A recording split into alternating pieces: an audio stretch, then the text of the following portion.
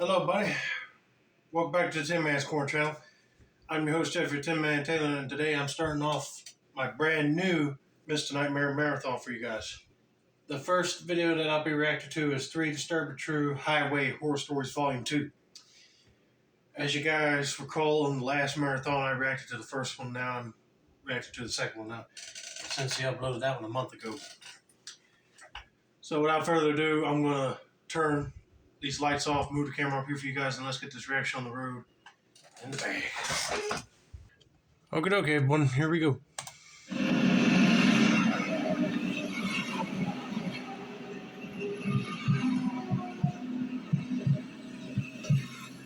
From New Hampshire. Back in my early 20s, I lived about 30 minutes outside Manchester. Okay. I had a girlfriend of 2 years that I had just broken up with. It was a strange time in my life, the kind where you're sort of wandering, figuring things out, maybe looking for meaning without realizing it. Okay. My grandmother was extremely religious and would attend liturgy, well, religiously, no pun intended. After my grandfather passed away, I started going to church with her every Sunday. I tagged along, partly to support her, and partly because I felt like maybe I needed a bit of grounding myself. My grandfather had been a decorated veteran, well-known and respected in our community, and losing him left a huge hole in her life. Even though she was grieving, her faith was unshaken. She'd tell me that she knew he was finally reunited with the Lord, and I could see how much comfort that gave her. I admired it, honestly. Faith like that, the kind that brings real peace, is rare. I think it's something that people search for their whole lives, even if they can't always put it into words. One Sunday after the service, I met this girl. This whole thing still feels like a fever dream. I'd never seen her around before, which was unusual since our community was close-knit, especially at church. She was striking, with dark, curly hair and deep hazel eyes. I waited for the service to be over and approached her.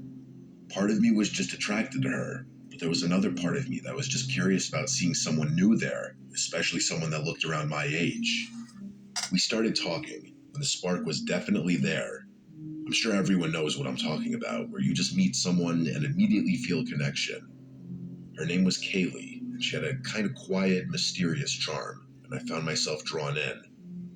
I kept trying to ask her specific questions about her past, like family and home life, but she would crack jokes and tell me I'd have to take her out for those answers. I actually really enjoyed the banter. After a little playful nagging, she told me that her family recently moved to the area and she went to college nearby. It's cool that he was able to meet someone at church. I actually really enjoyed the banter. After a little playful nagging. Oh, wait a minute. I was also saying, I would agree with her. Be like, I would rather be asking those questions while we're on a date or, like, further down the line. You don't ask them, like, when you very first meet them about their personal life. She told me that her family recently moved to the area and she went to college nearby, which explained why I had never seen her before. By the time we wrapped up, I managed to get her number, and I was kind of riding the high of meeting someone new. Over the next week, we texted pretty frequently and exchanged social media. I remember scrolling through her Instagram at one point, surprised that she had so few followers. I preferred that, though. The last thing anyone wants is to fall in love with someone that the whole world knows. We talked about a lot of things, and she eventually opened up more about her family. I don't want to say too much, but her situation wasn't great. Her stepfather was a nasty alcoholic and frequently mistreated both her and her mother. Her biological father was substantially worse, though. She wouldn't give me specific details, but apparently they had to move to get away from him. She transferred schools and everything, leaving everyone and everything she had known behind. I'll be mad at both of them guys. The fact that the real father gave life to her with her mama and he don't want to be a part of their lives disgusts me. And not only that, the stepfather is an alcoholic. I'll be telling the mom and the daughter right there to be packing up and go and find somewhere else to live for a while and then divorce the stepdad. And then tell the mom that she can hopefully find somebody else that's better than the first two. But anyway, We don't know how the story's going to go, so let's continue on. I didn't want to overstep and ask her about her father. I was just glad she was opening up to me. As much as I loved the calculated mystique, it was nice to get to know her on a more personal level. I neglected to coordinate a date with her just yet because I figured I'd see her at church. The following Sunday, she was there again. I took it as a sign and asked her on a date after the service. She didn't hesitate. She just smiled and said yes, and we made plans to meet up later that week. I spent the rest of the week thinking about her, nervous about our first date. When the night finally came, we kept things simple. We saw a movie and grabbed a bite to eat, nothing fancy. Just an easy night where we can talk and get to know each other even more. I honestly thought it was going really well. She was a great listener and she seemed genuinely interested, which was refreshing. I didn't want the night to end just yet, so after dinner, I suggested going for a little drive, thinking it'd give us a chance to keep talking without the noise of a restaurant around us. So we hit the highway, driving out of town a bit. We were driving along one of those roads that was technically a highway, but looked more like a normal 2-lane road. Right. It was windy and there were trees on either side of it. Everything was perfect. It's crazy how things can change in an instant. What I'm about to describe to you is something I will never be able to purge from my mind. Out of nowhere, she started speaking, but it wasn't in English. Her words were fast, mumbled, and sounded like French or something close to it. At first, I thought she was maybe joking or testing me, but then I noticed her eyes.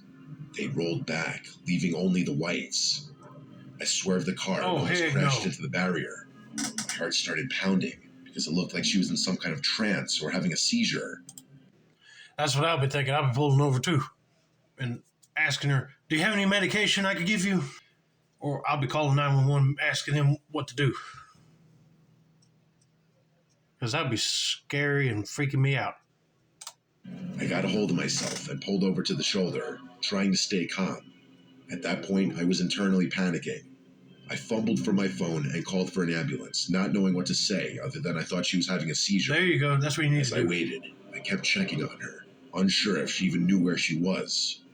She was still talking, and her head seemed to be vibrating. I didn't know what the hell to do. I didn't want to touch her, but I felt like I had to do something. I had never been more terrified in my entire life. Then, just as suddenly as it had started, it was over. She snapped her head to look at me and shut her mouth. She blinked, with her eyes going back to normal, and she gave me this wild, wide-eyed expression. I will never forget that look as long as I live.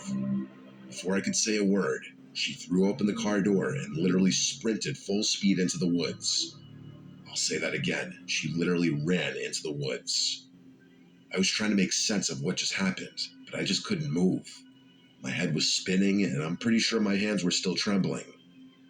I sat in that position until the cops and paramedics showed up. I told them everything, even though it sounded insane.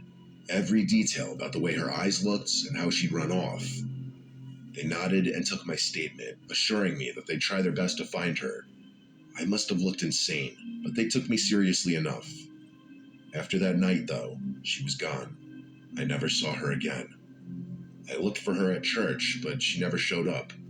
Her Instagram was deleted, and she had apparently blocked my number. It was worse than that. I got a friend to text her number, and it apparently had been erased. No amount of internet stalking ever turned anything up.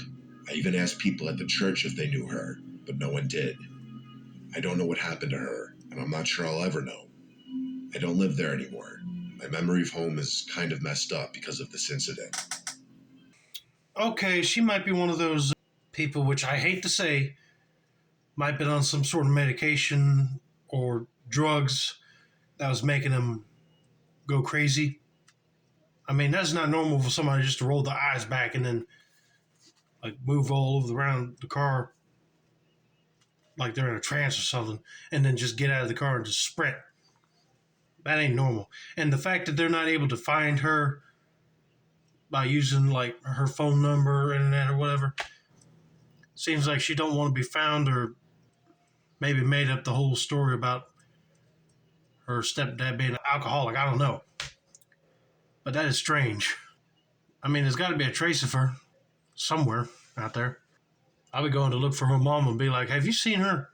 I've been trying to call her and she ain't answering.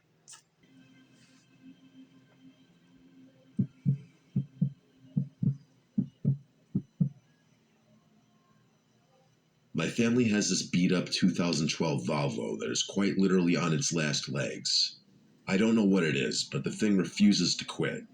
It's had a million problems, but still runs. The thing has a laundry list of issues. Brakes that feel soft, a temperamental engine, and half the electronics barely work.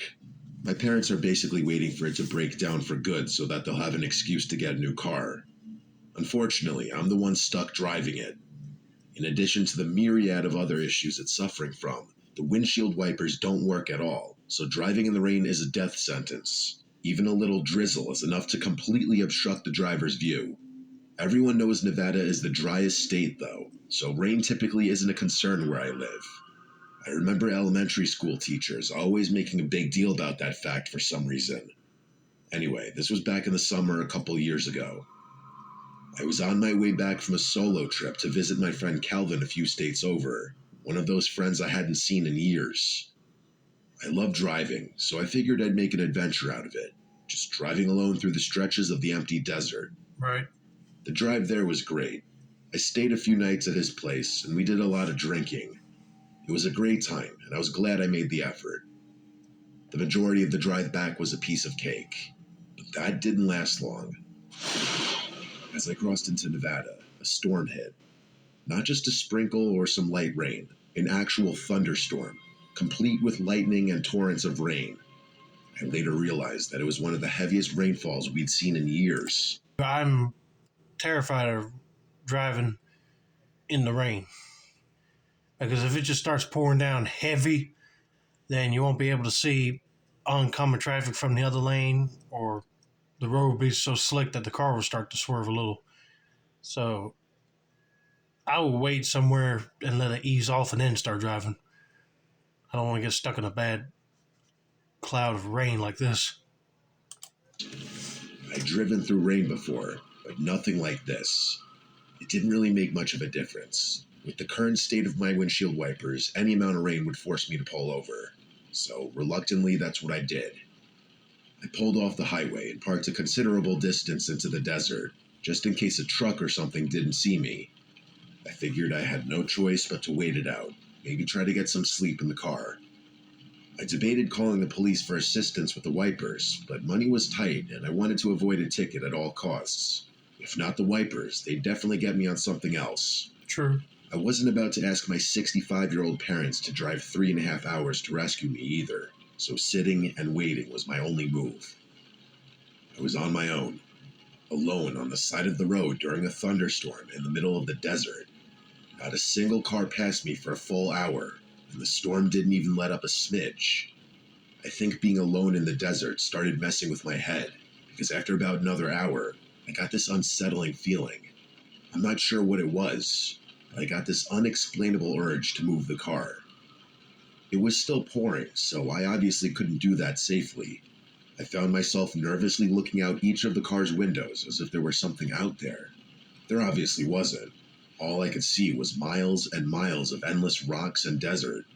The sun was just about to be setting, though, which would soon cast my surroundings in darkness. I hadn't expected the storm to persist this long, so the reality of having to spend the night out in the desert hadn't even occurred to me. I fully admit that the thought of not being able to see what was out there spooked me. I don't exactly scare easily, but I had heard enough desert stories to be understandably cautious. As if my thoughts were being read, the storm began to subside a bit. I took that as a sign that I'd be able to get back on the road soon, which was a relief. The sun started to set, casting that strange, muted twilight across the desert. Under different circumstances, I would have admired the beauty of it. The damn rain wasn't stopping, though, so I had no choice but to stay put. I tried to concentrate on the lightning in the distance, thinking maybe that would ease my mind. I don't remember how much longer I waited, but eventually the sun set completely. At that point, I decided waiting was wasting valuable energy, and I'd be better off trying to get some shut-eye. Just as I was about to close my eyes, I saw flashes in the distance. It wasn't lightning this time, just bright, sharp bursts of white light darting through the darkness. They seemed to jump around like they were coming from multiple places. It was creepy as hell. I watched them for a few more minutes before realizing that they were getting closer. They were literally approaching me. I could feel my palms starting to sweat. I don't know what came over me, but instinct kicked in, and I made a split-second decision to get out of the car and hide. I grabbed my phone, scrambled out, and ran to hide behind the nearest rock formation. Me personally, I would think you would be more safer in the car with everything locked, but just make sure you're well hidden enough to make sure whoever's out there or whatever's out there won't see you. It was still raining, but I didn't care. I could feel my heart beating rapidly, and I prayed that the sound of the rain would conceal my breathing. Crouching low, I peeked around the edge, watching my car from a distance. After a few minutes, I realized what the flashes were. Flashlights. I saw 3 figures moving through the distance toward my car, each equipped with a flashlight. They were flinging their beams around wildly, as if dancing or stumbling or something. It was abnormal, I'm telling you. They circled my car, inspecting it, as if they were looking for something or someone. I'm telling you, though, the way they wielded their flashlights, it was like they were on something. I squinted, trying to make out details, but it was too dark to see much. Without warning, one of them fired a gunshot at the sky. I jumped, completely caught off guard. I bit down on my lips so hard I broke the skin. Every instinct told me to stay as still as possible, to make myself invisible behind the rocks. For what felt like forever, I stayed frozen in place, not daring to peek behind the rock. Eventually, the curiosity was unbearable. Slowly, I peered behind the rock again, and I felt my stomach drop.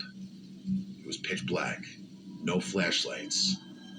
I waited, not sure where those people had gone. And then, just like that, the lights were back, flickering around my car again, like they were taunting me. I knew I couldn't stay there all night.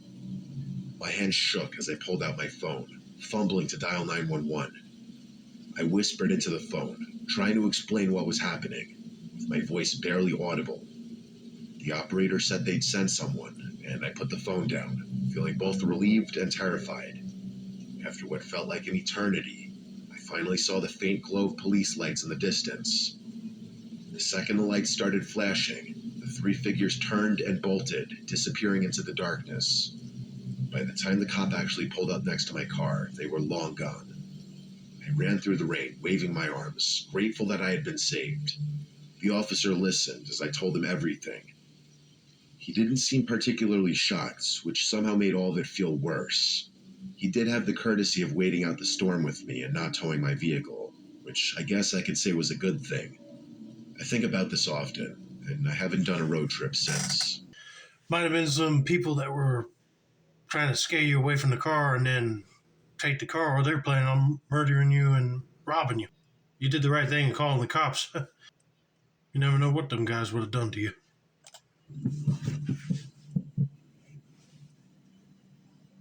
What I'm about to tell you is the strangest experience I've ever lived through. Okay.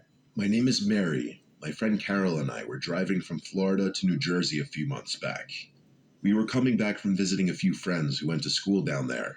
It was a really fun time, but Carol and I had to get on with our lives.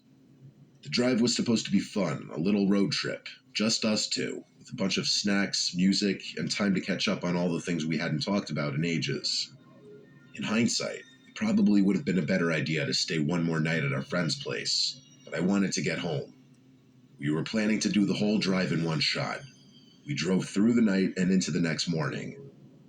A few hours after the sun came up, my back started to ache from sitting in the same position for so long. I told Carol we should pull over somewhere for a break. That would be me on a road trip. There's sometimes where I'm sitting in the back seat of our car and I have to keep shifting my weight around just so I wouldn't be putting no pressure on my hip or near my back. And then sometimes I'll be like, I might have to go to the bathroom anyway, so pull over and rest for a little bit and then go back on the road. Yeah, long travels ain't no joke. Grab some gas and maybe find something to eat before we get back on the road. We drove past a few more exits before ultimately getting off at what claimed to be a lively, touristy town. For the life of me, I can't remember what the actual name of the town was. It was one of those places that you'd expect to be a tourist stop, with signs pointing to attractions and promises of unique shops or local history. But even as we pulled in, I felt something was off. The streets were empty, and the buildings looked like they'd seen better days. Okay, if I saw a sign that said like historic town or whatever, I'll be pulling out my phone just to see if it's still open. But if it ain't and it's like this right here, then it ain't worth stopping. I don't know why they even still have the signs up to begin with if it's in a dilapidated state like this. That's kind of sketchy. A little too worn down for a place supposedly catering to visitors. It's hard to explain the feeling, but it was the kind of place where you could sense something was wrong without actually knowing what. I'm sure everyone kind of knows what I'm talking about, but you ever driven through one of those ghost towns where all the shop signs are still up, but everything is clearly abandoned? Yeah, that's what it felt like. Only it was weirder, since things weren't actually abandoned, they just looked that way. It wasn't your typical haunted kind of vibe, but strange enough that it's been on my mind ever since. The first stop was the convenience store. We actually had to drive for a decent while before entering the heart of the town, or whatever you'd call it. We pulled in to stretch and grab some refreshments. The two of us headed inside. It looked pretty normal in there, actually. Carol was looking for a specific drink she wanted, but quickly grew frustrated when she realized they didn't have it. She's a bit of a drama queen, so I indulged her tantrum and agreed to go somewhere else. I still wanted to get my Gatorade, though, so I walked up to the counter with it to pay.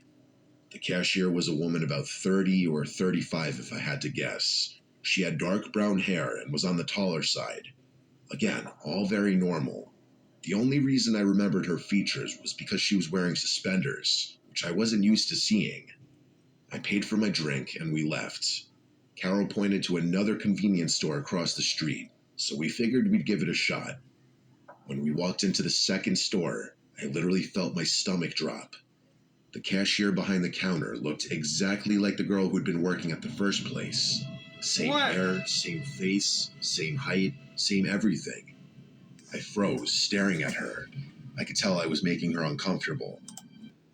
I'll be asking her, do you have a twin sister that works in the other store across the street? Because that's the only conclusion I could come up with, because it'd be kind of scary if it was a ghost. Oh, I don't know. Let's just see. Eventually, I asked her if she had a twin or a sister or something. Yeah, exactly. She gave me a weird look, almost skeptical, said she didn't have a twin and that she was an only child. She narrowed her eyes and told me that was a strange thing to ask, which I guess it was. I tried to explain myself, but she didn't say anything after that. I felt this weird sense of deja vu and backed out of the store, dragging Carol along with me. Carol was confused, but I explained myself and asked if she noticed the same thing. She said she didn't remember what the other cashier looked like, and that I was probably just tired from driving for so long. I knew what I saw, though, and told her I'd prove it. We ran back to the first convenience store, but when we got there, the girl inside looked nothing like who I remembered seeing. She was a completely different person. She was short, with light hair, and looked middle-aged. There's absolutely no chance anyone could have confused her for the other cashier. She didn't even look like she was in the same age range. It was as if I'd imagined the whole thing. Carol told me to just forget about it, and that I was tired, but I insisted that I wasn't imagining things. Eventually, I had no choice but to let it go. I was eager to get out of there, but we needed gas. We pulled into the first gas station we saw, which was void of people. It was completely empty, just our car, the pumps, and a small building at the back where you would pay. We were literally the only car in the entire lot. The two of us walked inside. Carol took her sweet time looking for her drink, but of course, it wasn't there either. I paid, waited for her, and we left. We couldn't have been in there for more than a few seconds. As we walked out, I again felt a weird feeling in my gut. What had not 2 seconds ago been a completely empty gas station was now packed to the brim. The place was overflowing with people. It was the strangest thing. Cars filled every single pump, and there were even some lined up as if we'd wandered into rush hour at the busiest station in the state. All the parking spots in the back lot were full too. To make matters worse, it felt like everyone was eyeing us down as we walked to our car. I don't think I've ever felt more uncomfortable by people staring at me. This time, Carol agreed that something bizarre was going on. I could tell that both of us felt the same eerie suspicion. It was like we'd left reality for a second, and when we came back, something had shifted. We decided to say screw it on the food and just find our way back to the highway. I didn't have much of an appetite at that point anyway. Back on the road, we didn't say much for a while. I wasn't scared, but I just had a bad feeling in my gut. I'm not sure how to even explain it. As we got slightly further away, Carol and I talked about how weird that had just been. As we were talking, a car passed us, a Toyota Sienna with a cracked windshield. I remember it distinctly because the windshield had this big spiderweb crack running through it, and the side was scratched up pretty bad. It was kind of hard to miss. Carol made a joke about it, but I can't remember exactly what it was. Just as we were starting to loosen up, everything came crashing down again. About 10 minutes later, the exact same minivan passed us again. We were both 100% sure of it. Again, it was impossible to miss with this massive crack in the windshield. How was that even possible, though? We had been driving in a straight line at a pretty fast clip. There's no way it could have gotten ahead of us. But the odds of passing two different Siennas with identical cracks in the windshield were insanely slim. Yeah, that don't seem right. That's impossible. Unless that person knows a shortcut around that big old town and just did like a loop-de-loop to go the opposite direction. That is crazy. They're probably eyeballing you guys down for something. I don't know what it is. But yeah, this is getting spooky already. Carol started saying, "Oh my God," over and over again, and I could tell she was on the verge of a panic attack. She told me to speed up, which I did. I was dying inside, but I had to keep it together as the driver, and for Carol's sake. I wanted nothing more than to get back on the highway and leave that place behind forever. I glanced down at the GPS and saw that an hour had somehow passed since we had left the gas station, which was virtually impossible. I wanted to tell Carol about it, but I didn't know if she could take any more weird stuff. My heart was in my throat, but I just kept driving. Part of me wondered if the GPS was going to start taking us in circles. We finally got back on the highway, and the nightmare ended there. By the time we got home, however many hours later, it felt like we were waking up from some strange, disjointed dream. I'm not kidding. That whole experience still feels like a dream when I think back to it. People usually look at me strangely when I tell them this story.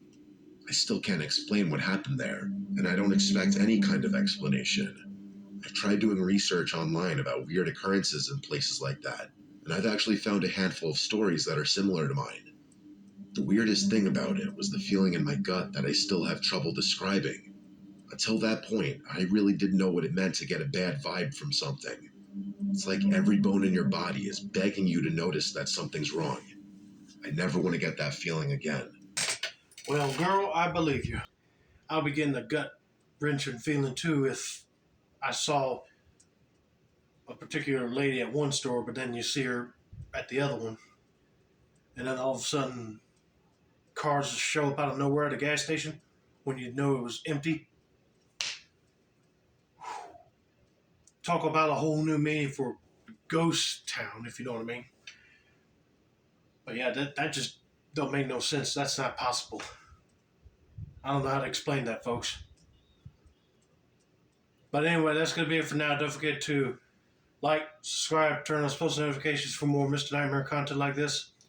This has been another successful installment of the Tin Man's Corner channel. I'm your host, Jeffrey Tin Man Taylor, and I said that's a wrap, and that's day, y'all.